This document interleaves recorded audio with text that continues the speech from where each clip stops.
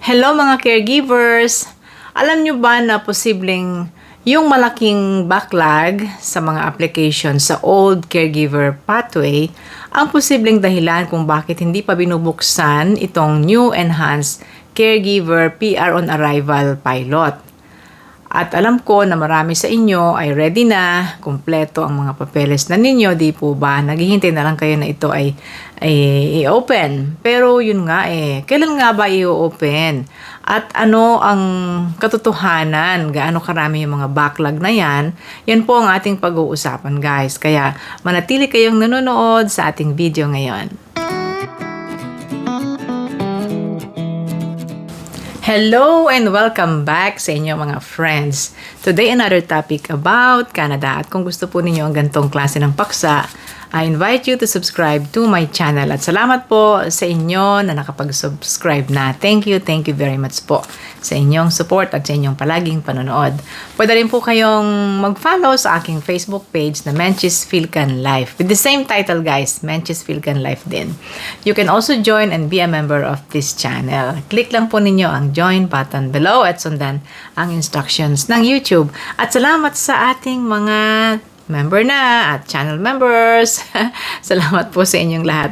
Jennifer Palanas, Striving Mom Advisor, Nery Castro, kay Dinette Lapira, Jesseline Ochoa, Erwan Villanueva, kay Johnson Pangilinan, Corazon Binene, kay G-View, Joy Gabriel, Channel X, Marjorie Ramos, kay Marjo Jumento, Marciano, and Nimpa. Salamat po sa inyong support sa aking channel. So ngayon, dumako na tayo guys sa ating topic. Alam nyo ba na meron palang 37,000 na mga backlog ng applications. Ito namang datang ito ay from 2023. So 37,000 2023, natapos yung taon 2024. Maaring may na-process sila, pero marami pa rin po yung backlog ng application. Yan ay galing sa previous na caregiver program. So, that could be the main reason kung bakit hindi pa na-announce ang pagsisimula ng new enhanced caregiver pilot. At sa video natin ito guys, I will revisit the statement of Immigration Minister Mark Miller. May sinabi siya dun na kung kailan bubuksan ang programang ito. So, babalikan natin yung kanyang statement, babalikan natin siya, para marinig natin kung ano yung sinabi talaga niya na pagbubukas, kung kailan bubuksan ang programang ito. In the meantime, sagutin natin guys ang tanong ninyo. Marami sa inyo nagtatanong sa akin, sa aking YouTube channel as well as sa ating Facebook page. Nagtatanong kayo kung kailan ba sisimulan talaga ang PR program na ito kasi ready na kayo, di ba? Ang ganda-ganda ng PR program na ito, PR on arrival. No more gaining experience, pero kailan bubuksan? Bakit hanggang ngayon ay hindi pa binubuksan? Nakita ko po ang impormasyon tungkol dito sa backlog sa isang news write-up ng CBC, Canadian Broadcasting Corporation. At ang title po ay Delays in Migrant Caregiver Residency Program Could Leave Some in Limbo. Ang tinutukoy naman dun sa limbo ay yung mga nandito sa loob ng Canada na hindi pa na PPR hanggang sa ngayon. Meron kasi dito sa news na sa article na ito, meron siyang dinidiscuss na isang aplikante ng caregiver, andito na siya sa loob ng Canada. And hindi natin tatalakayin yon kasi ang gusto ko lang ipakita sa inyo guys ay yung mga impormasyon sa article na ito na patungkol sa new caregiver pilot, no? Like, ang sabi niya dito, in June, Immigration Minister Mark Miller announced the end of those programs, the old programs, and shared plans to launch two new pilot programs. Yan na nga po yung ngayon. At sabi pa rito, but the pilots have not started yet. Yun.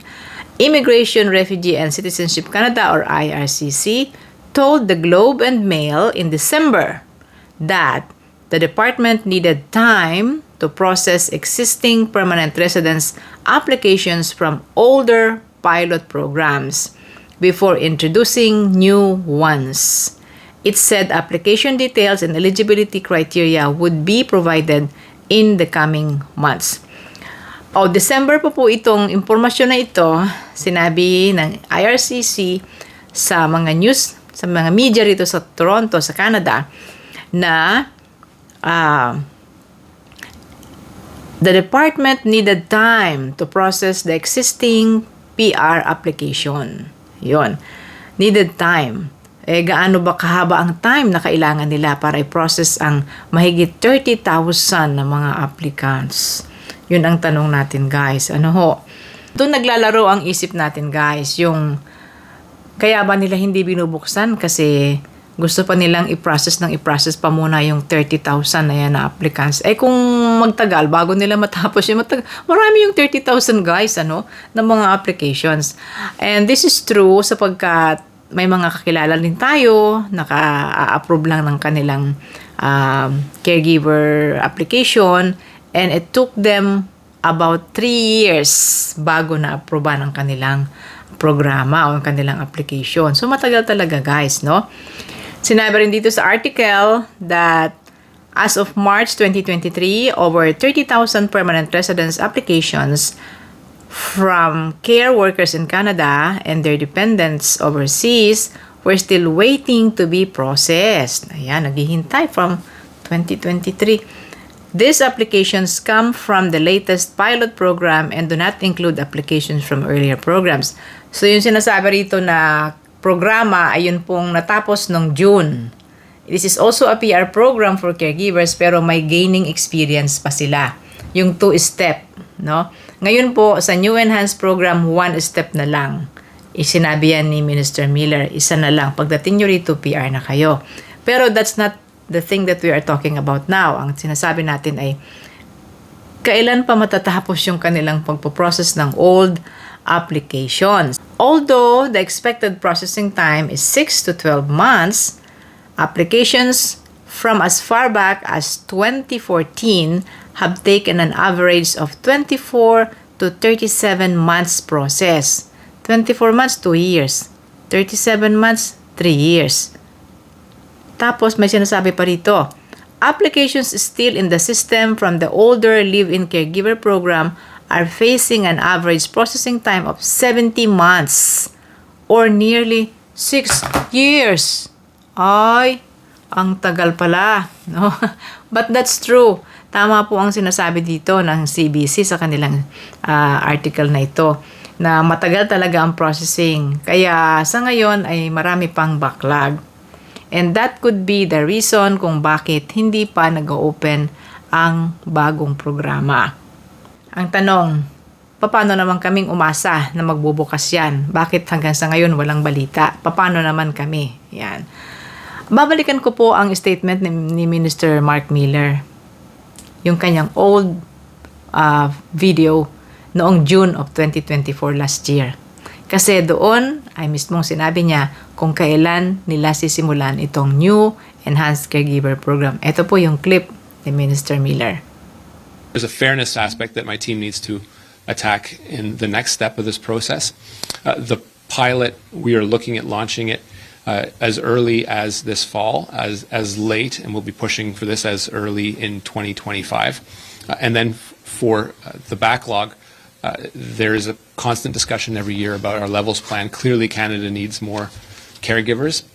Clearly, those people need their rights protected, so it'll be an ongoing discussion, but it's one that, given the backlog, we'll want to be able to look at those numbers and process them over the next few years, including the first cohort of people that will be entitled to PR.